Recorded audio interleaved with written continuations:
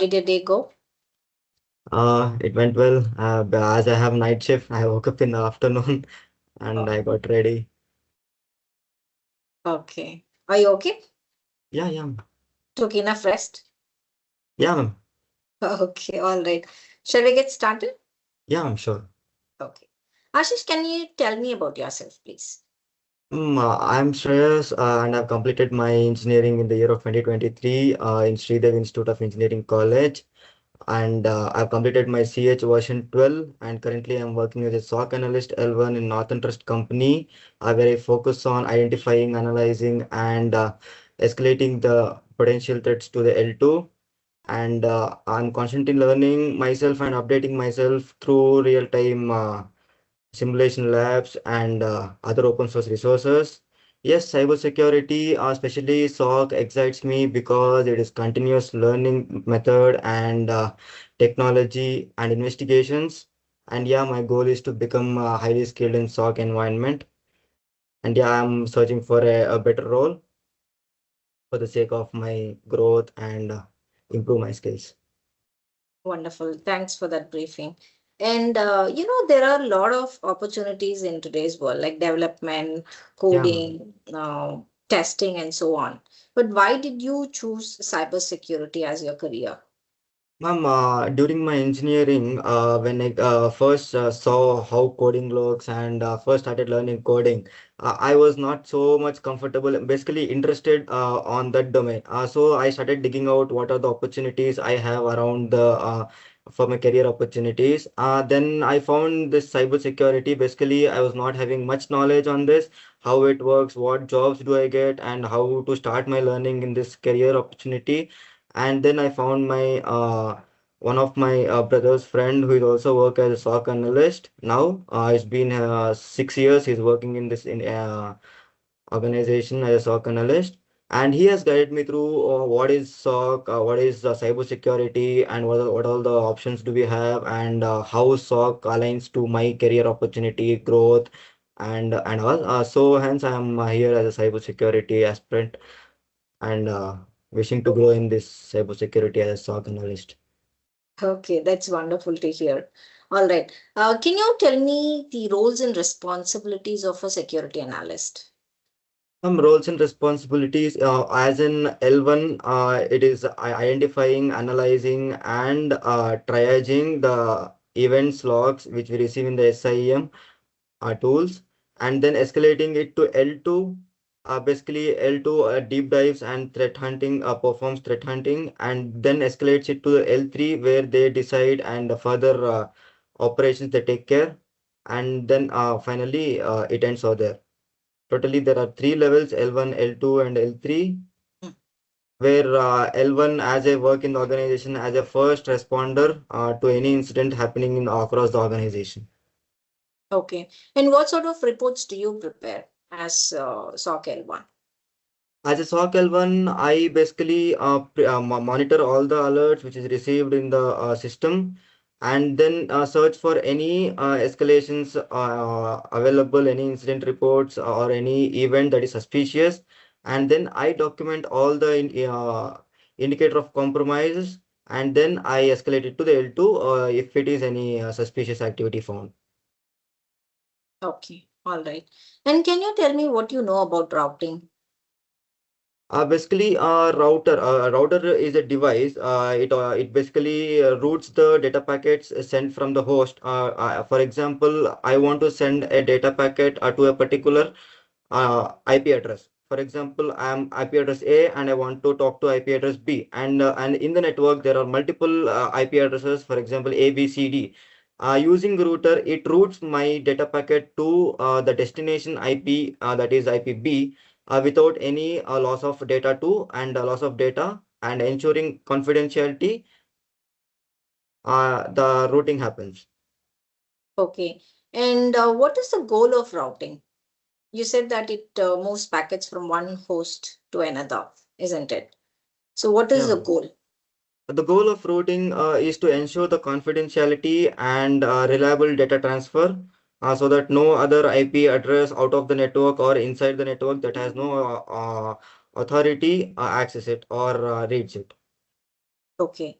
It is also for selecting the best path to travel to the Yeah, destination, ma'am. isn't it? Okay, great.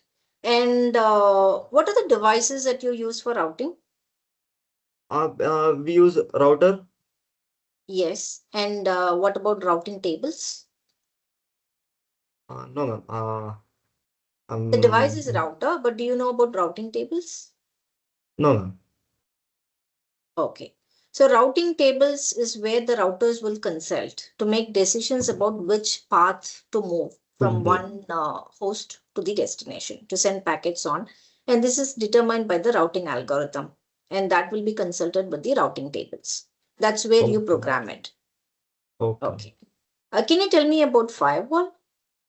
Firewall is basically a wall between public IP and private IP, acts as a control over incoming and outgoing packets.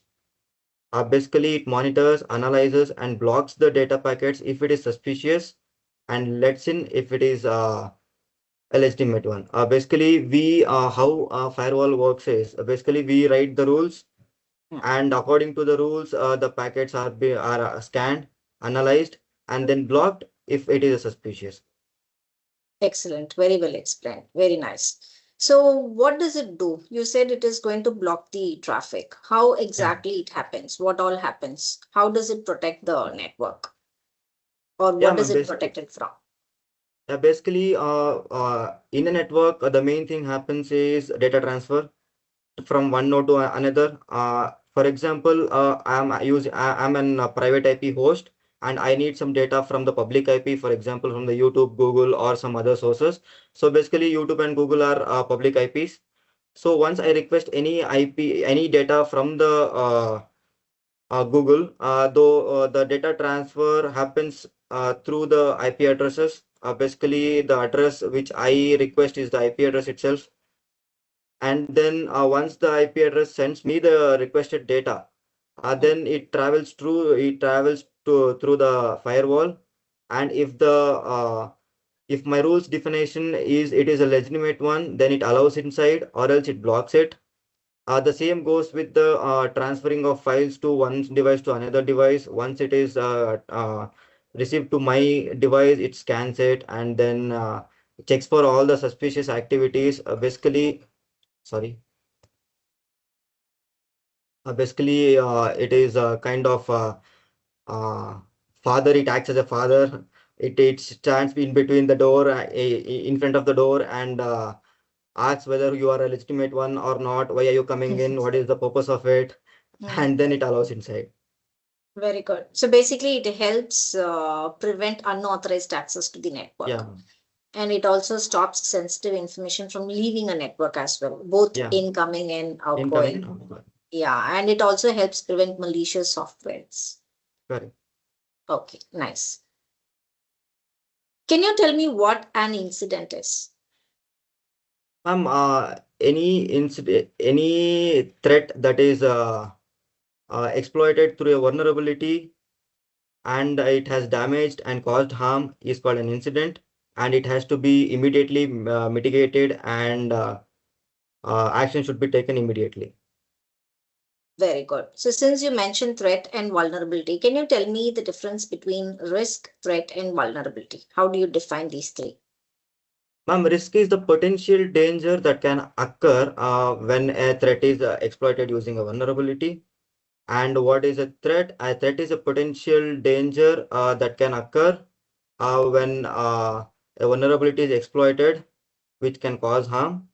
And what is vulnerability? Vulnerability is a flaw in the software, hardware, process, or a human behavior that can lead to a threat, and can be exploited and cause severe damage to the organization. Excellent, very good. So when the risk materializes, it becomes an incident. Can you tell Yeah, me ma'am. about the incident response plan? Yeah, ma'am. Basic first is detection, and then analyzing, and then containing, mitigating, and documenting, and the lessons and objectives. Okay, so initially someone has to report the incident, isn't it? Correct, ma'am. And how is that done? Ma'am, it is done through, for example, I'm an end user. I got a phishing email. Then I raise a ticket, whether expecting the email is phishing email, then I can analyze it. Then second one, I can use endpoint EDRs. Basically, EDRs are endpoint detection and response. I can track the all the incoming and outgoing data. For example, SMTP, I can track it. If any malicious found, then I can on my own I can analyze it and contain it. And also I can do it through SIEM tools like Splunk, QRadar, and Microsoft Sentinel, where we get alert, and basically we uh, predefine the rules over there when the suspicious activity, for example, the event ID is 4624 occurs after 4625 multiple failed logins occurs. It basically shows us as a brute force attack. So once this occurs, I get an alert. For example, I'll exceed my fails login more than 3. If the user types the wrong password more than 3 times, I should get an alert. In this way, we can analyze multiple attacks and even phishing emails so that we be cautious. Very good. Very nice. So for a person to report an incident, he must be aware that an incident or a security breach has to be reported, and Has to be that's done reported. through security training awareness Yeah, sessions. ma'am. Okay. Can you tell me what networking is? Basically communicating between the devices is Hmm. called networking, which includes 2 or more devices or host, we call it as, is called networking. Okay. So what are all the devices that are there in the network? A switch, a router, hubs, Hmm. And also protocols, isn't it? Like protocols, TCP, ports. IP Yeah. for communication. Okay. And can you tell me the difference between Trojan and virus? Ma'am, virus is a malicious program that once it is inserted, uh, it damages the system, like getting overheated or performing the few softwares by itself and stops working. Hmm. Basically, viruses can be caught or found through antiviruses, which acts like a mother, Hmm. and Trojans. Uh,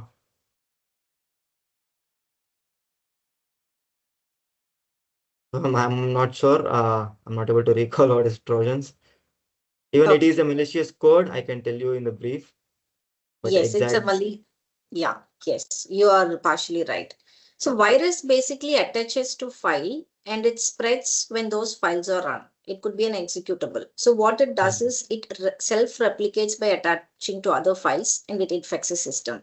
But whereas Trojan, it doesn't act like that.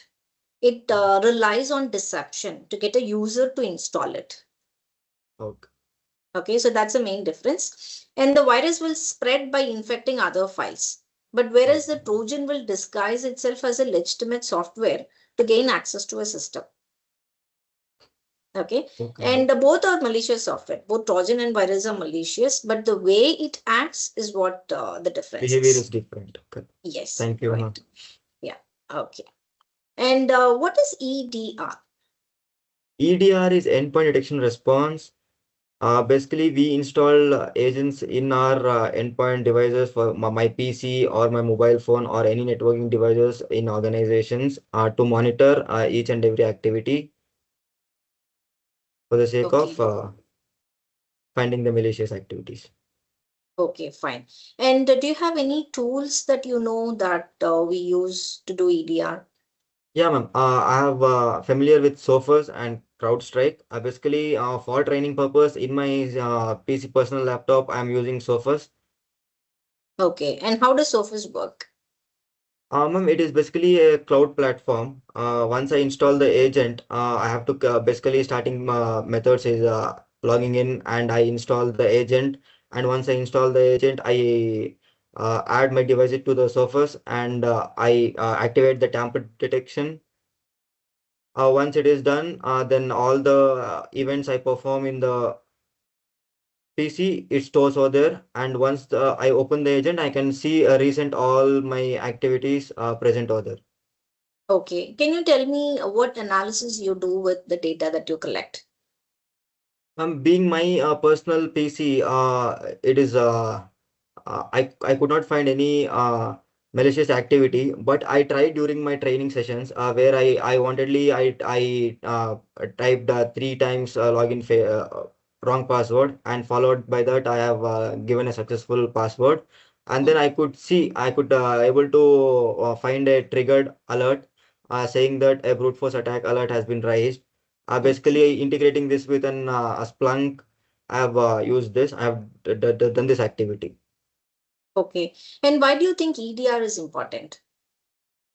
EDR basically it helps to monitor endpoint detection. Basically, specifically EDR is used for monitoring network traffic, Mm. and we also have XDR, which also an extended version used for cloud and other uh, to collect the endpoint logs from other these things. Mm. Really sorry for the disturbance, ma'am. Do you want to take the call? You please go No, ahead. no, no, no. I've just muted it. Okay. Yeah, All ma'am. right. This is the basic difference. Mm. And we basically use EDR for collecting network related traffic, and hence it is important us to use EDR to find malicious activities also. Mm. And other like we use Splunk, which is Splunk and Sentinel. Basically, it also contains a kind of EDR where we use universal forwarders. We install the universal forwarders in the server or in the endpoint systems, and it also does the same. But using EDR gives us a clarity specifically without any other backgrounds, and yeah, hence it is important. Okay. So it is effective at finding threats, isn't Threats, it? yeah, Because antivirus is just going to detect only detect, viruses, yeah, but any threats in the system can be identified using EDR. And it gives you a deep visibility of all the detailed activities which you can see on the endpoint devices. And yeah, that's very crucial to prevent any cyber attacks. correct. Okay. And what's phishing? Ma'am, phishing is a type of social engineering attack where we use it gain the credentials of a user. For example, phishing is sent through emails, phishing is through text, and phishing is through voice call. These are the different types of phishing. Okay. Do you know about data harvesting? No, ma'am. I have heard of it, but I have not digged into much. Okay, so it's a fake website that is designed to steal any information a user enters. It could be a login credentials or any personal Okay. data. That's also one of the methods how phishing works. And Okay, other ma'am. ways are through links and attachments, and somebody talking to you and just trying to get your password for your Manipulation. yeah computer. Or it could also be impersonation, where attackers will pose as a trusted entity, such as a bank or a well known company, or even a colleague can lure you into Yeah. giving the sensitive information. Okay.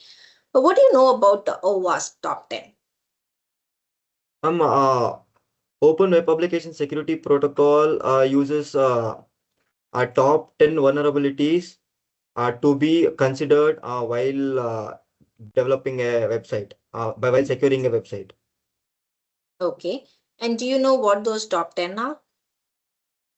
No, it's Okay. So what does it do? It is an updated awareness document that people can use uh, when they're using, when they're doing web applications development. So yeah. what does it basically do? Basically, it gives us the vulnerabilities, top 10 vulnerabilities with respect to the websites, how an attacker can enter and what can the vulnerabilities be found in the websites. And then, being a defensive side, and coding side, Hmm. developers, they do try to patch it and ensure it whether the all the vulnerabilities present in the top 10 are being covered. And also, it is better to extend our top 10 to top 20, 30 so that we be safer side. Yes, very good. So I will not tell you all the 10, but I'll tell you the top three. So number one is broken access control. Okay. Okay, that's on top one. And two is cryptographic failures. Geographic failures. And Okay. number three is injection. And I'll tell Okay, you ma'am. four also, insecure design. Okay, ma'am. Okay, and you get yourself familiarized with the other Yeah, ones ma'am. in the Sure, top sure. 10. Okay, nice. Now, can you explain malware analysis? Once you have identified a malware, how do you analyze it? Ma'am, basically, malware is also a malicious software which is used to contain an organization's data. Basically, once a malware has been detected in an organization, for example, I've detected a malware in my PC. I first contain it and then analyze it. Analyze from whom I have got it, the source IP, and then firstly block it from receiving the further data, or else from leaking out the further data from my system. And then I would basically SOC is something kind of validation. First, I would like to validate it using multiple tools like Yara for malware detection tools, and then further proceed. Okay. Yes. So apart from this, you also analyze its behavior and impact. Yeah, ma'am. Yeah. And there are two types of analysis when it comes to malware analysis. And what are they? It's a static analysis and dynamic Dynamic. analysis. Static analysis is where you examine the code without running it. But when it comes to Okay. dynamic analysis, you run it in a sandbox to observe its actions and how it is impacting or how it is affecting the system and the network. Okay. What do you know about Splunk? Ma'am, Splunk is a SIEM tool used to monitor alerts. Basically, it is of three components: you forwarder, collector, and indexer. Basically, forwarder collects the data from the endpoint sources like firewalls, IDS, IPS, and the endpoint devices from the system logs and event viewer from the Windows.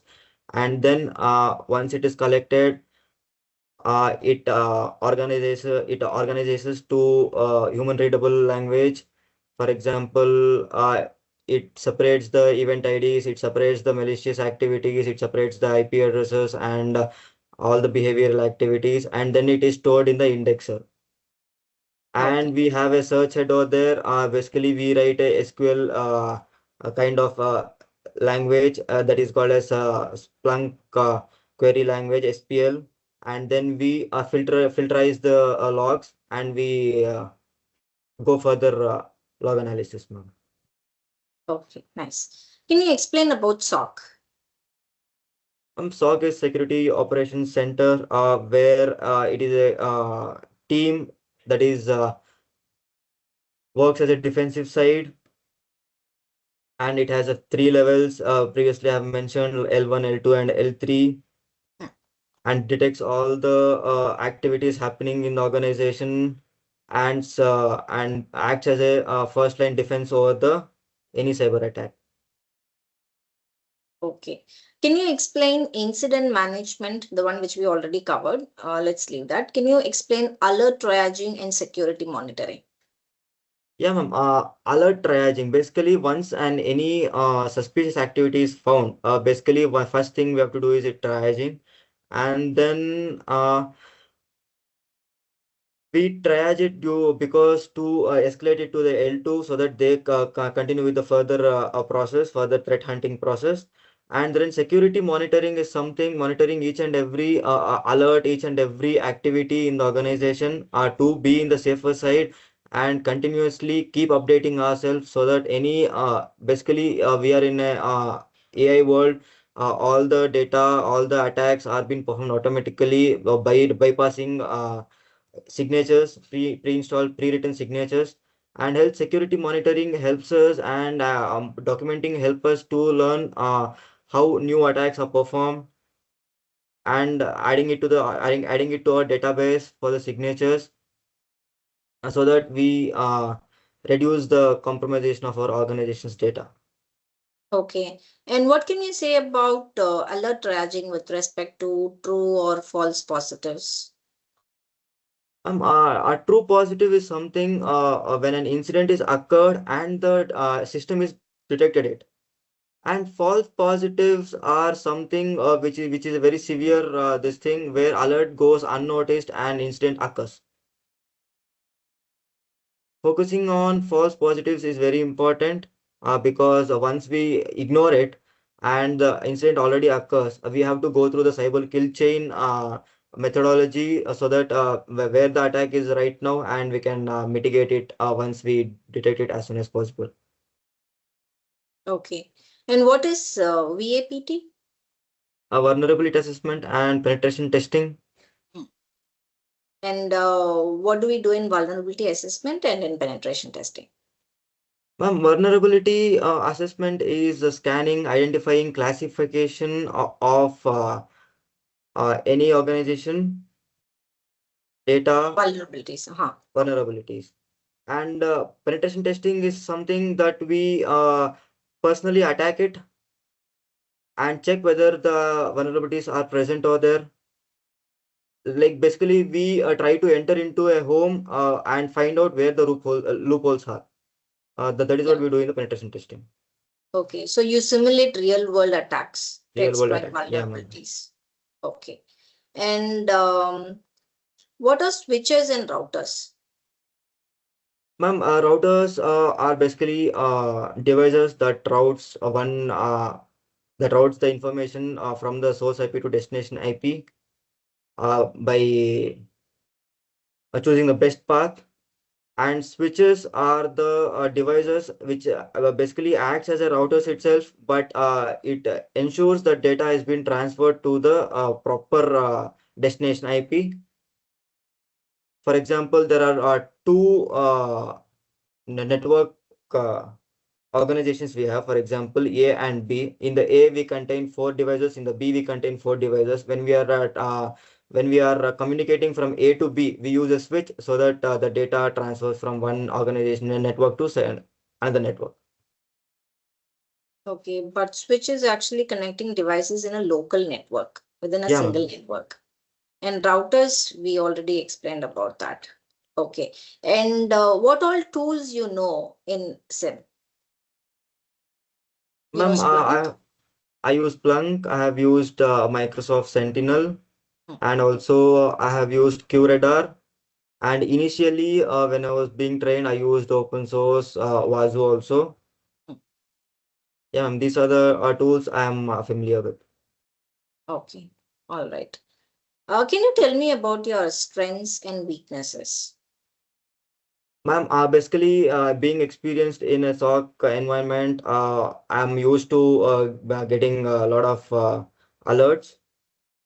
And basically, in a SOC environment, it is something of not panicking. It is just of validating first, initial thing. If we are panicking in that situation, then it is of no use. So I handle a lot of tensions over there, and I'm used to it, and I've overcome it. And my weakness, I think I have not yet found any weakness right now. Okay. Hope so further if a lot of work happens, if I grow in the skilled environment, then I think I can know what is my weakness and work on it. Okay, I see that you don't panic at all. Yes, that's your highest strength. Yes. And why should we hire you? Because there are a lot of other experienced professionals and skilled people, but why should we hire you? Ma'am, I feel being skilled is just not enough. Through experience, anyone can be skilled. Basically, passion is what mainly matters. Once a guy or a candidate is passionate on the domain, he can contribute much more than a skilled person. This is what my understanding is. And yeah, as my passion is from past many years and continuous learning, I prefer. I feel I'm the best candidate for you to hire. Okay. So since you were talking about continuous learning, how do you keep yourself updated with cybersecurity? Ma'am, basically, I go through real world case studies, and I follow a lot of open source pages, YouTubes, where I learn multiple tools and how it works and how further, like for example, now we are using SOR basically, which is an automated SIEM tool. And I'm trying to learn this kind of automation tools so that in future I'll be secured and skilled if our organization changes our tools and technologies usage. and upgrades. So in this way, I'll go through all the attacks recent happened and how they have mitigated it. And what recently we have seen that Amazon Web Services and Azure also has gone through a server down, and we had a huge business impact also. And how can we stop these kind of things and continue the business continuity plan? And in this way, I update myself in the recent which recent updates, recent attacks happened over there, and then I try to find solutions myself. And then basically being a fresher, my solutions are not so perfect, and I prefer other case studies. So what better can be done? Mm. There is Very always a nice. better solution for a present solution. Mm. So finding multiple solutions is better. Okay. And where do you see yourself after 5 years? Ma'am, I see myself as a skilled SOC analyst, and also I would like to involve in threat hunting and operations in the L2. Yeah, ma'am, here where I see myself in the further years. Okay. Very nice. Very good. I wish you the very best, Shreyas. Nicely done. Thank you. Yeah. Thank you so much, ma'am. That's the end of our session. Thank you, ma'am. Thank All you. the best. Have a good. Yeah. Thank you, ma'am. Enjoy your evening. Thank you, ma'am. Yes.